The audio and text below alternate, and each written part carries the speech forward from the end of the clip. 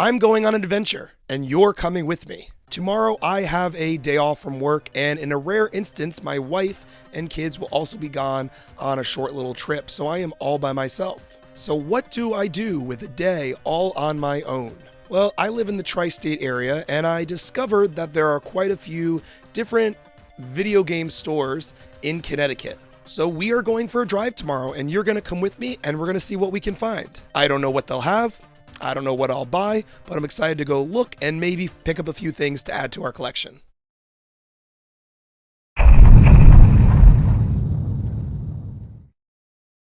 So the first store I went to was retrogames Plus in Norwalk, Connecticut. I've been to this store before, and last time I was there I had a fine experience, and that's pretty much what I had this time as well. I walk in and they have a ton of lower dollar games on the wall. The entire right side of the wall is kind of your common stuff. There really wasn't anything there of note. They had some decent titles, but nothing that I didn't either already have or I was interested in. It was a lot of copies of the same games, but I know that's kind of what a game store has to do in order to make themselves work. They did have some higher end games in a couple of these glass cases. There was quite a few Switch games there. When I go to these type of stores, I try to look for limited print or import games that I might want to pick up. They didn't have anything there that I didn't already have or that I was really interested in getting, but a lot of really cool stuff to look at. I always chuckle when I see Skylanders for the Switch marked up like over $100 because apparently that game has become somewhat rare and wanted. Don't know why, but it has. And so that's always fun to see. They also had a lot of complete in box games. I'm not really into that. With cartridge games, they're strong enough on their own. There are a lot of great companies that make knockoff boxes if you really want to store your games that way. I have some of them for my Game Boy games. So kind of too rich for my blood, something I'm not interested in. They had a pretty wide selection of controllers. One thing they had that I was interested in was a Wavebird controller. I'm supposed to be getting a GameCube from a friend pretty soon, and I like to have all my controllers to be wireless, even for those older systems. For like my Nintendo 64, I have dongles that connect to the official Switch online controllers, and I use it to play that way. So I'd like to get a Wavebird. They had one here that looked like in good condition, but the price was way higher than I'd want to pay, so I didn't pick that up. Ultimately, I left the first location without buying anything. Wasn't too impressed by their stock, by their prices. It was fine. It was cool to look around, and on to the next game store.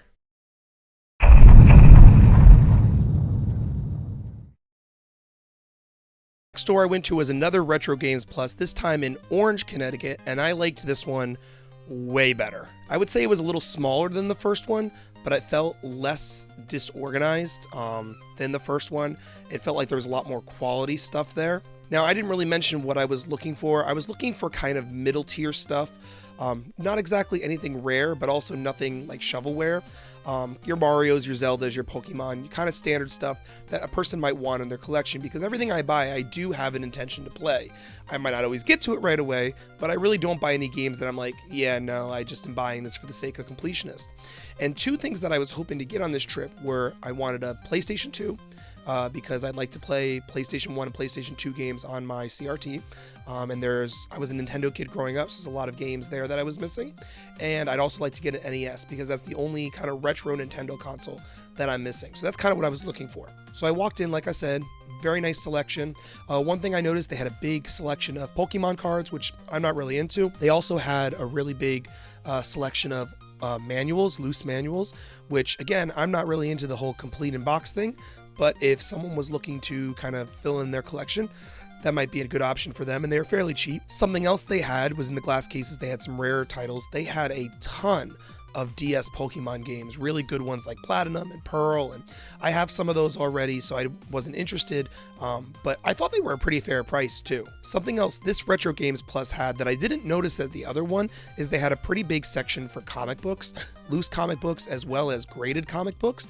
It was really cool to see that a little bit in a video game store, but I especially liked they had some graded Han Solo and Chewbacca, and I think it was the High Republic, a Yoda cover, High Republic Adventures. So I always like to see that, even though that's more modern stuff. Maybe one day I'll get into that, but it was neat to see. Finally, I did end up picking up a PlayStation 2. They had the fat model there that was in good condition. I thought it was a good price. And when you spend a certain amount of money, they let you pick out a game under a certain dollar level. So I picked up a PS2 as well as a copy of Chrono Cross. Really, really excited about that. Also got a couple NES games because, like I said, I'm looking for that NES system at a good price. And I picked a couple of those out of the case, the standard Mario, Zeldas, that type of thing. So yeah, overall, this was a great trip. On to the next.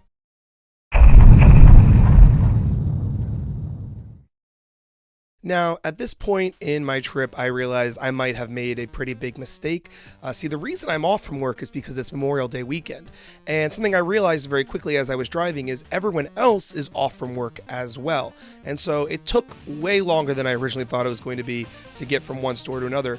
But I was really struggling with the third store because it was a game exchange, also in Orange, Connecticut. In fact, it was literally 5 minutes down the road from Retro Games Plus, the second store I went to.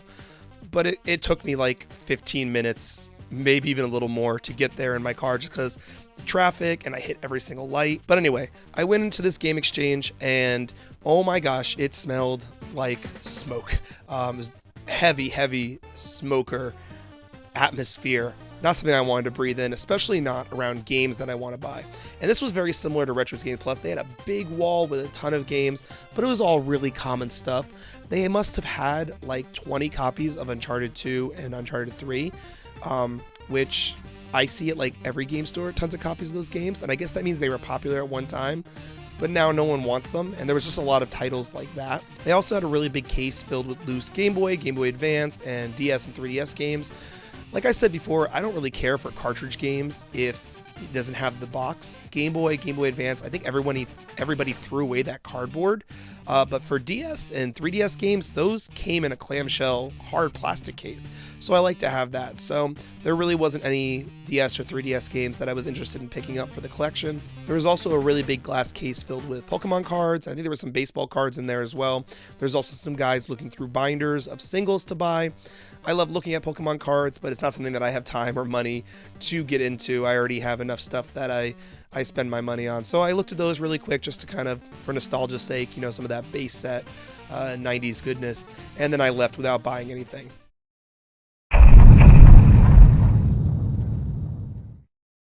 So we are on to our fourth store, which was another game exchange, this time in Wallingford, Connecticut. And this one was way better than the first game exchange. Just like I said about the second Retro Games Plus being a little smaller but more organized, this game exchange was the same thing, a little smaller than the first one, but way more organized, much friendlier staff, and it didn't have that smoke smell. Like all game stores, they had a lot of different basic titles for people to check out, but they had several glass cases with higher end stuff. They had a really clean copy of Metal Gear Solid for the PlayStation 1, which I picked up. I've never played that series before. I was really hoping they'd have a nicer copy of Final Fantasy VII.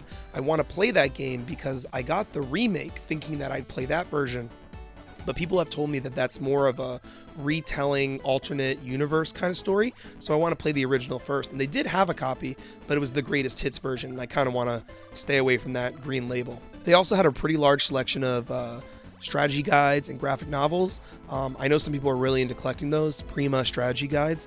I only ever had one strategy guide growing up. It was for Pokemon Emerald because that's the first game that I ever pre-ordered, and I was really excited. And I remember getting from Amazon or Toys R Us or somewhere the bundle that came with the strategy guide. But they also had an NES. Now, it was for a good price, but the thing I really liked about it is the pins were replaced. And if you know about the NES, it has that flaw where when you push it down over time, the pins get bent. And this one, I had them tested in front of me, and I felt how it felt when you pulled the game card in and out, and it worked great, and I could tell the pins had been replaced. So I got that, as well as a couple NES games to go along with my new piece in my collection.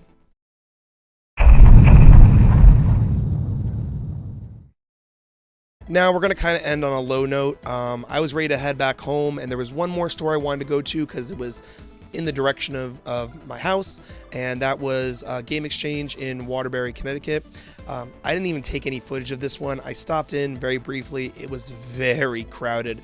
I felt bad for the two guys behind the counter because one was trying to take in this massive trade and the other one was trying to help everybody check out while there was also a line of people also waiting to trade stuff in. So I looked around. They had some cool stuff there. Nothing really that I wanted. I was surprised to see they had a lot of Pokemon games as well, which is, I feel like when I go shopping for games, I don't see a lot of Pokemon because people want to buy that up right away.